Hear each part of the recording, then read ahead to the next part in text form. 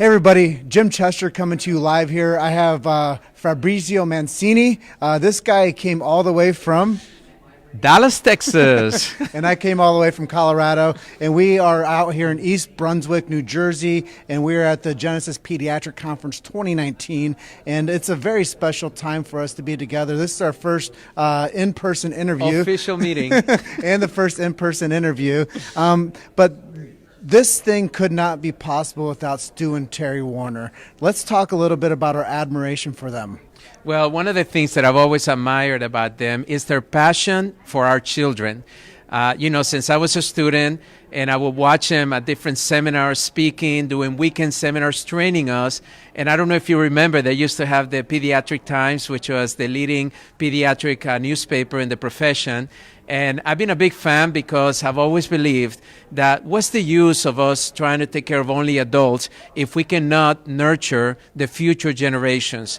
And being a father of two boys and seeing the benefits of chiropractic care in my children just reminds me every day how each one of us could do a little better in taking care of the children in our community. So let's say hi to your kids. Hey, Gianni. Hey, Lucci. I miss you. See, that's really special, you know. Whenever I interview like a young chiropractic student, I always ask them what it means for them to become the first doctor of their family. Right. And it's usually something really special. And I knew while you were at Parker, you probably had a chance to see a lot of these young minds become the first doctor of their family. What was that like for you to experience? Well, for me, the biggest thing about being president of a school, and by the way, I don't recommend it. It's a very difficult job. I know some of you don't think it is, but I promise you, it's like 80 to 90 hours a week, and I never worked that hard in my life. But the one thing that was a real privilege for me was to really set the framework for these young minds to recognize the power that we really have, not only in building a great lifestyle, but in impacting our communities with chiropractic care. And it's funny, when I would read the applications, I would see why somebody's choosing to be a chiropractor.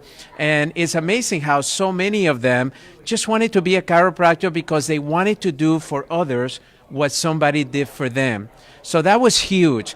The second thing, and I'll tell you a funny story, is we're 5 boys in my family, and I'm the only one that chose chiropractic care.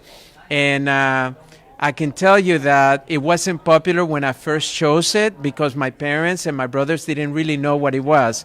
But ever since I've been a chiropractor, I'm the only child that when we walk into the household, everybody lines up for me to get them adjusted, and my brothers could not be more jealous than that. So let me tell you, being a chiropractor, you'll be the most popular in your family, but it's a real honor because chiropractic is such an honorable profession. So I'm just glad that you are in this profession with me.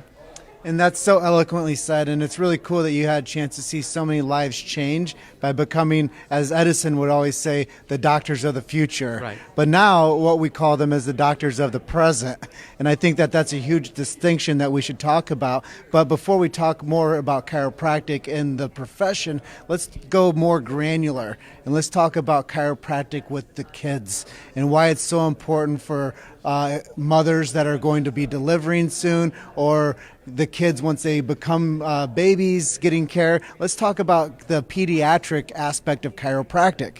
Well, one of the things that we learn in school, and I know you probably remember unless you skip this class, but we learned that the nervous system is the first system that actually gets created in a fetus. So it's the most important system and the master system because it's the first one that all the other systems depend on in order to function properly. So can you imagine for a minute the power that we have in helping a mother that is pregnant, that is actually in the process of having a baby? If we can start adjusting that mother from the moment that she becomes pregnant all the way to the moment that that baby is delivered, and maybe be the first ones right there from the moment that baby comes into the world. Can you imagine the power of having that adjustment the way that I did with my kids? It is a miracle. And the reason for that is because, as you know, there's nothing more traumatic to the human body than going through the birth canal. Science has already proven that. The challenge is that most doctors in traditional medicine are not used to the benefits of chiropractic. So that's the reason they're not recommending each one of their patients to go see a chiropractor. But you know what? You and I know better. So it's up to us to be able to educate that pregnant mother.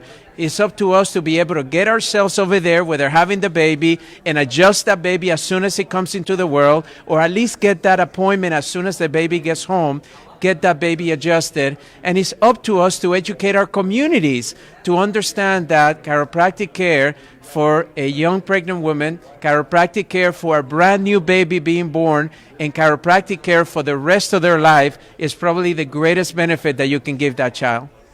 Absolutely profound what you just shared. I know I didn't prep you for this question at all, but I think that it's something that I feel like you could articulate the right way. I know that our propensity to be adjusting offshore, different countries, is being taken away for the pediatric aspect of chiropractic. Yeah. What can we do to enrich our community to know that we can stand together and make sure that doesn't happen here? Well, one of the things that I can tell you is, I don't know if you remember when I graduated, I went to Belgium, Europe for a year, and I practiced abroad. And it was not legal to practice there, so I understand what it feels like to practice in a country that you can even do what you know that you must do in order to help that individual in front of you.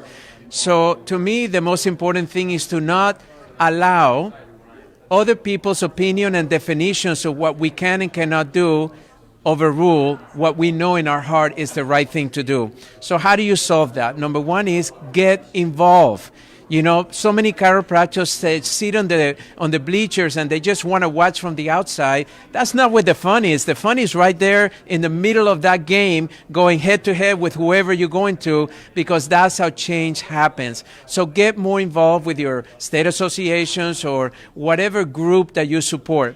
Number two, make sure that we document the results that we have properly on all of these children. See, a lot of times when people ask us, oh, there's not a lot of studies that support chiropractic care and the benefits of chiropractic care, there's not enough science behind it. Well, that's not true. We do have science. What we do not have is enough clinical outcomes that support our studies that said this is where the child was before chiropractic care, where you do a thorough examination, but you document it properly. And now this is where that child is 6 weeks later, 2 months later. So evidence is driven by documentation. So make sure that you're documenting properly what it is that you're doing with these children.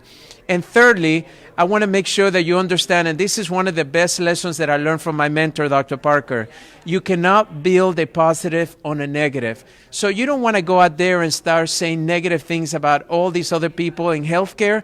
What you need to do is start talking about the benefits and the good that we do have in our profession. We have plenty of science. We have plenty of, our satisfaction surveys have always been over 80% in our profession. That means we help over 80% of the people that come to us. No one can really dispute that. But what we got to do is we got to become better communicators in our communities. We got to also be engaged in our legislative process and not let, for whatever reason, others take away our rights to take care of our children. Once again, very profoundly said by Dr. Mancini here. If you guys are finding value in this, share this message right now to your group so you can see what Dr. Fab is telling everybody. Please hit that heart button if you love what we're saying. If you're watching this on replay and you're coming back and watching this after it's done, hashtag replay in the comments so that we know that you participated in this. As you're watching this live right now, just comment in, tell us what city you guys are watching in from so we know where our audience is generated from. And I just want to say thank you, all of you, for being with us. I have a few more questions for Dr. Mancini. I think you might be the most advocated chiropractor on media and the most TV appearances and most exposure. Let's talk to people about designing that for themselves and what they can do to become better at leveraging media in their local space and what they can do to become more advocates at a larger scale. Well, the funny thing about it is that I never really wanted to write a book, and I wrote a book. My first book, as you remember, is Chicken Soup for the Chiropractic Soul. And I wrote that book only because I went to the founders of Chicken Soup, the #1 book series in the world, over 600 million copies sold, and I said, would you consider doing a Chicken Soup for the chiropractic soul so we can get our stories out to the masses? And they said, if you do it, we'll do it with you. So they put me on the spot, and I had choice. I could either say no because I'm uncomfortable, or I could say yes even though I'm uncomfortable. I decided to say yes. So that was my first book. I just finished writing today my proposal for my 5th book that I've done. So I want you to know that even though I cannot spell and even though my English is terrible, anyone can write a book if I can write a book. But it's got to be not about writing a book. It's about getting our message out to as many people as you can. So book writing, it brings credibility to you. So whether it's an ebook, whether it's a blog that you do on a continual basis, whether it's an article for the local newspaper that you submit for consideration, it's very important that you get out there in the print world. The second one is, of course, television. And I had done some television as I was in practice, but not in a big scale, more in a local scale. But then one day I wrote a book, my 4th book, called The Power of Self-Healing, in which I reintroduced the power of chiropractic to the world. And I called one of my patients and one of my dear friends, Dr. Phil, and I said, what do you think of this book? And he said, Fab, I've been wanting to have you on my show so I can tell the world what chiropractic has done for me. Now, I had a choice. I could have said, Dr. Phil, I'm too nervous to go on TV. Or I could have said, yes, Dr. Phil, I'll be there to do the show even though I was nervous. So the key here is to say yes even though you're uncomfortable. And then because of that show, all of a sudden now, I became Fox News Healthy Living Expert, which we reach about 5 million people every week. I've been doing that for 5 years. I had a radio show with Hay House, which we reach over 1 million people every week. I didn't know anything about doing a radio show, but you get uncomfortable and you say yes when the opportunity comes. And then, of course, now I've been doing the doctors on a regular basis, and I'm negotiating my own talk show. So this is not because I want to be on TV, but because we need chiropractors on television, sharing our principles, sharing our message, and more importantly, bringing our patients in front of millions of people so they can say, you know what, I better go see a chiropractor because nothing else is helping me right now. So the key thing is you can do those little things by yourself. You can call your regular newscast and say, listen, I got a great story for you.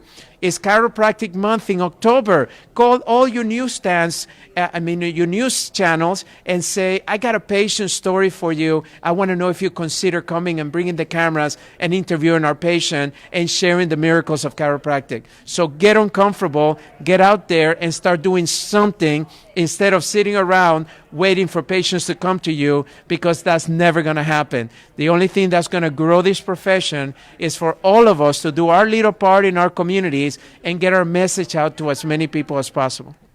So well said. I appreciate you being on the Chiro Hustle live stream here from Genesis Pediatric Conference 2019.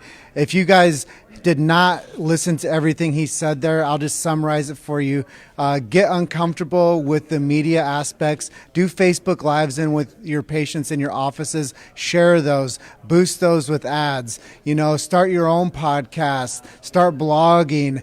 Get out of your own way and start actually making an impact and getting uncomfortable. You guys didn't go to school to become media agents. You guys went to school to become chiropractors. But it is your responsibility to share this beautiful profession of chiropractic and disseminate the information of the miracle that happens in every office across this country. I think that we sometimes get stuck in our way to think that people want to hear about chiropractic. We just have to be omnipresent. We have to keep on hitting the different channels of communication, radio shows, news stories, whatever it might be. But we have to leverage media to give a positive spin, because like my good friend Roberto Monaco will say, if we don't tell them the story that we've created, someone else will create a story about us. And that's what's happening. And that's why there's these concerns with people being able to adjust kids in different countries. And I think that we have to be not only stronger, but we have to be more unified, and we have to dial in our message to such a degree that everybody says, I want to get adjusted too. And also make it personal for you. I mean, honestly, can you imagine your children going through life without ever receiving a chiropractic adjusting. That is really what's happening out there with the majority of the children in the world. So make it personal. Do something and stand up for what you believe in. And I know that others will support you in that process. The other thing is to really have that discussion with your patients in practice right now. You know, so many of you are having adult patients, but have you ever bothered to look at in their chart and notice they have 2 or 3 children? Have you ever taken 5 minutes to say, Mrs. Jones, I noticed that you have 3 children. May I ask you, is there a reason why you haven't brought them into our office for chiropractic care? Something that simple. And you'll be surprised that what she will tell you is, I did not know chiropractic could help my children.